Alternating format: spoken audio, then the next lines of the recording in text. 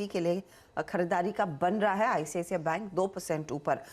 ये फिलहाल आपके लिए एक रुझान तेजी का। वैसे तेजी की बात की जाए तो मुथूट, मनप्पुरम, टाइटन, ये कुछ स्टॉक्स हैं जिनमें अच्छी खासी तेजी। कच्चे तेल में जो गिरावट आ रही है, इक्विटीज में जो दबाव आ रहा है, उसका फायदा जो सोने को मिल रहा है उसके चलते आई थी। आज फिर आप देखेंगे तो ये स्टॉक्स रैली करते हुए, मुथूट पर तो गाबा साहब ने एक बाय कॉल भी दे दिया है।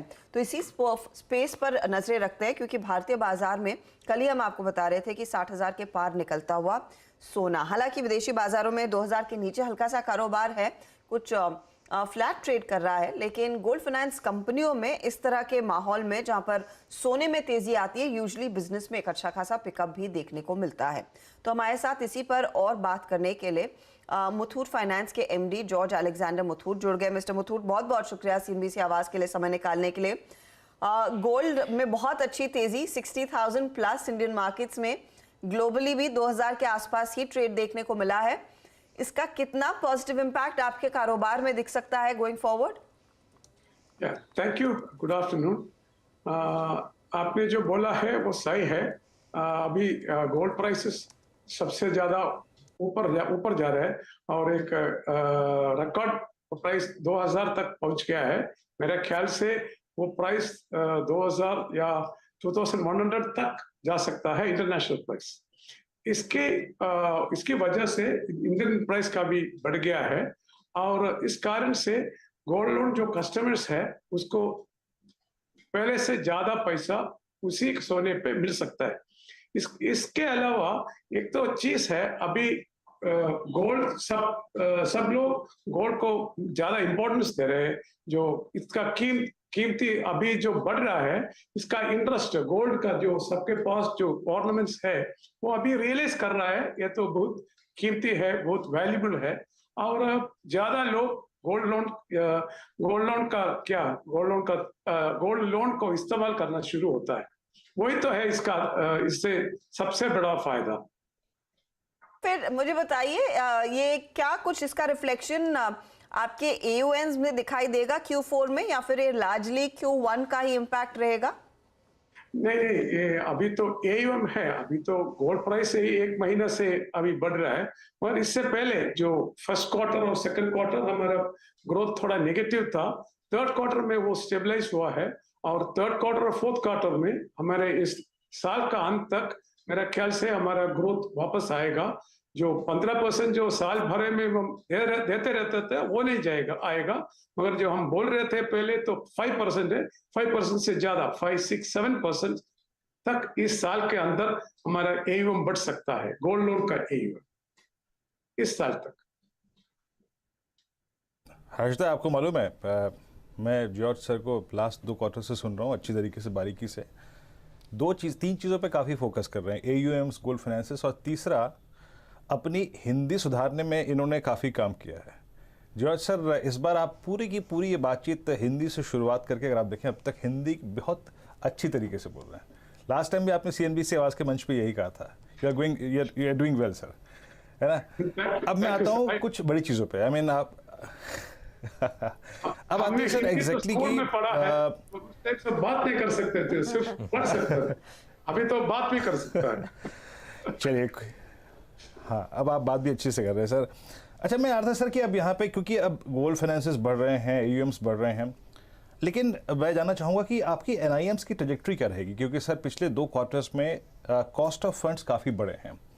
इस वक्त कॉस्ट ऑफ फंड्स में कितना इजाफा आया है पिछले क्वार्टर की तुलना में, और एनआईएम्स की ट्रैजेक्टरी अब क्या दिख रहे हैं, और एनआईएम्स पे कितना डेंट पड़ सकता है ऐसे में? अच्छा क्वेश्चन है।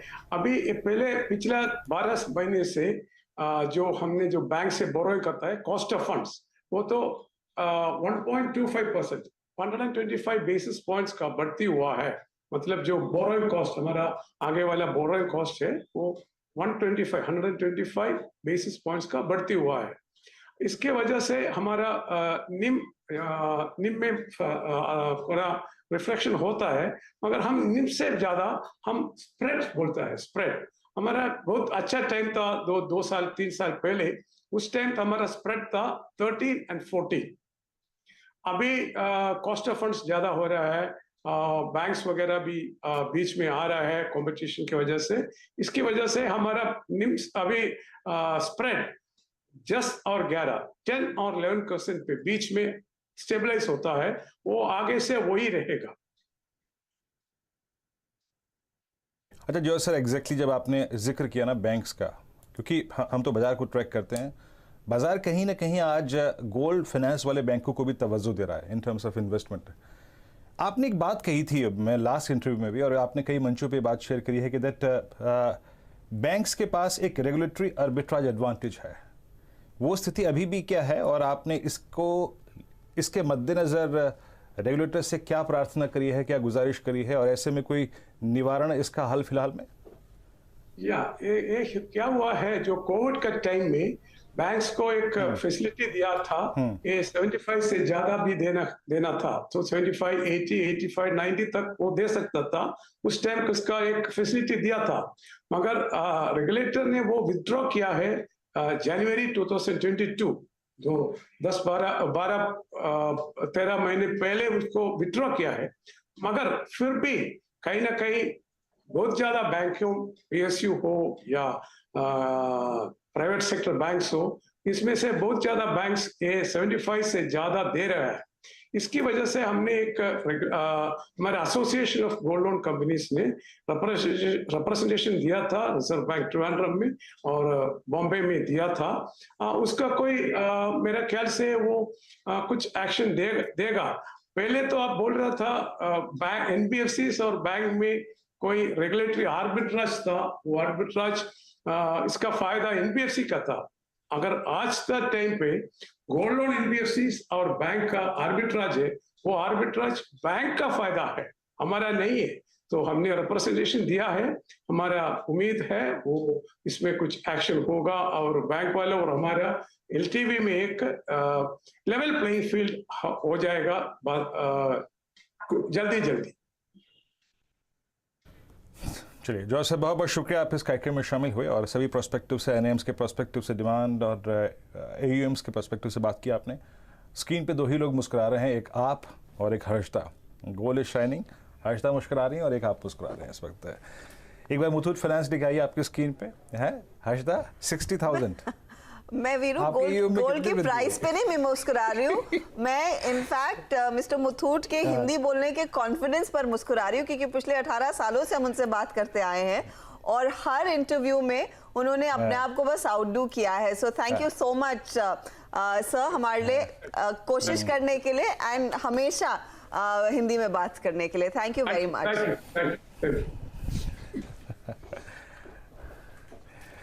ओके चलिए अभी काम करते हैं जरा गोल्ड फाइनेंस कंपनीज को एनबीएफसी